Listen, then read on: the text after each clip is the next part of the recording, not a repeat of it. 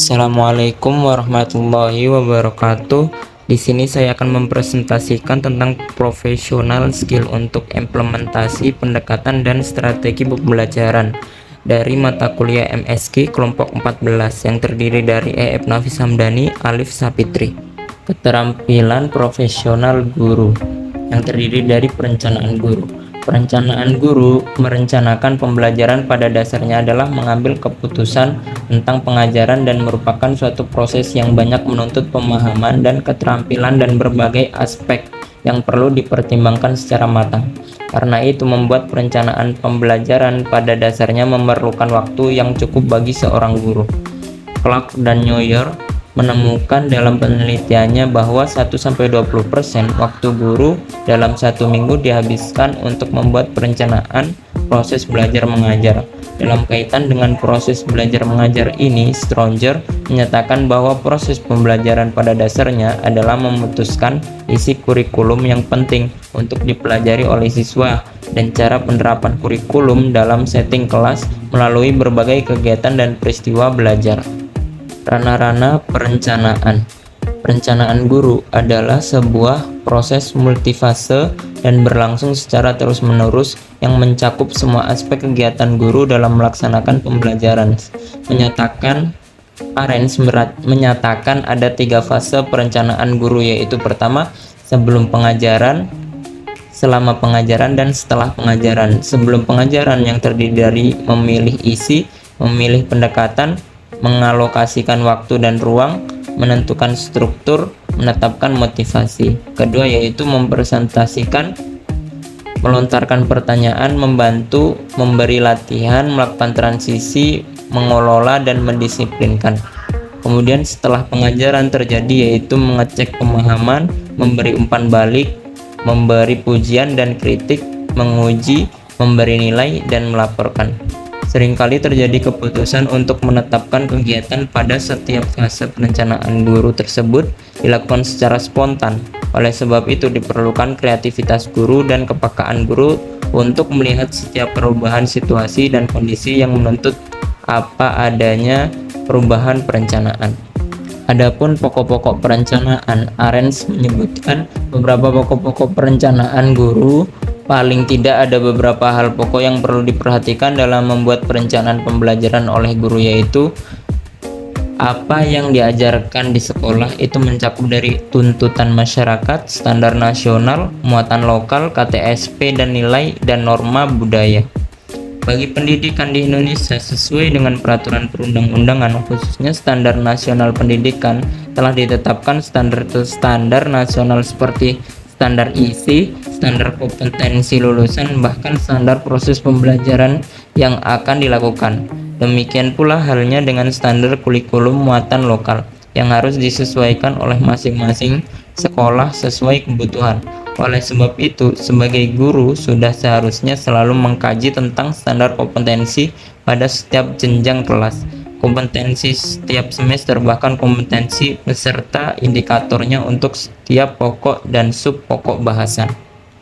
Tujuan instruksional. Sering terjadi paradigma berpikir terbalik dari kalangan guru, yaitu memilih materi melihat pokok bahasan lebih dahulu baru memikirkan tujuan pembelajaran yang diinginkan. Padahal seharusnya sebelum kita membuat perencanaan pembelajaran didahului oleh melihat kompetensi, subkompetensi, kemudian disusul dengan melihat tujuan yang ingin dicapai. Barulah selanjutnya seorang guru menentukan materi apa yang akan diberikan kepada siswa untuk mencapai kompetensi dan tujuan tersebut. Terlebih oleh Bobbitt, Rook, dan Taylor sering disebutnya sebagai aims, purpose, goals, dan outcomes. Robert Major sejak tahun 1962 menyebutkan tujuan dengan format behavioral objective yang mencakup 3 bagian pokok, yaitu student behavior, yaitu apa yang dilakukan siswa atau jenis perilaku yang akan diterima guru sebagai bukti bahwa tujuannya telah tercapai. 2. Testing situation, yaitu kondisi di mana perilaku akan diobservasi atau diharapkan akan terjadi. ketiga, performance kriteria, yaitu tingkat kinerja yang ditetapkan sebagai standar atau tingkat kinerja yang dapat diterima oleh guru sebagai hasil belajar. Selanjutnya yaitu pembelajaran efektif yang sering digunakan di Indonesia. Pembelajaran ini sering dan banyak digunakan dalam lingkup pendidikan, khususnya pembelajaran di Indonesia adalah taksonomi Bloom yang mencakup kognitif, afektif, dan psikomotorik. Semua guru-guru yang sudah lama mengajar pasti kenal dan akrab dengan ketiga konsep domain tujuan ini. Yang pertama yaitu dimensi pengetahuan yang mendeskripsikan sebagai tipe pengetahuan dan mengorganisasikan pengetahuan menjadi pengetahuan metakognitif, bergerak dari pengetahuan konkret. Faktual merupakan pengetahuan yang paling mendasar. Pengetahuan konseptual saling keterkaitan antar elemen. Pengetahuan prosedural yaitu cara mengerjakan, dan pengetahuan abstrak metakognitif. Dimensi proses kognitif, cara berpikir yang mencakup 6 kategori yaitu remember, mengingat, 2 understand, 3 memahami, apply, menerapkan, analyze, menganalisis, evaluate, mengevaluasi, create, menciptakan. Dimensi pengetahuan. Adapun dimensi pengetahuan terbagi menjadi 4 yaitu pengetahuan faktual mencakup pengetahuan tentang terminologi, elemen-elemen, dan detail yang spesifik. 2. Pengetahuan konseptual yang mencakup pengetahuan tentang klasifikasi dan kategori, prinsip dan generalisasi, teori, model, dan struktur. Yang ketiga yaitu pengetahuan prosedural mencakup pengetahuan tentang keterampilan, spesifik, subjek, dan algoritma. Yang keempat yaitu pengetahuan metakognitif mencakup pengetahuan tentang pengetahuan strategis. Kemudian mengindividualisasikan pengajaran melalui perencanaan. Guru dapat mengindividualisasikan pengajaran melalui perencanaan pembelajaran agar dapat memenuhi perbedaan individu. Sebab seperti diketahui bahwa tidak ada individu siswa yang sama dalam satu kelas meskipun dia adalah anak kembar. Yang pertama yang harus dilakukan yaitu memastikan bahwa tujuan belajar sama untuk semua siswa. Kedua, buat variasi waktu. Ketiga, menyesuaikan bahan ajar. Keempat, gunakan kegiatan belajar yang berbeda. Yang selanjutnya yaitu penekanan pada praktik di kelas. Ada seseorang yang mengatakan bahwa pembelajaran siswa yang seharusnya menjadi penekanan, bukan pengajaran.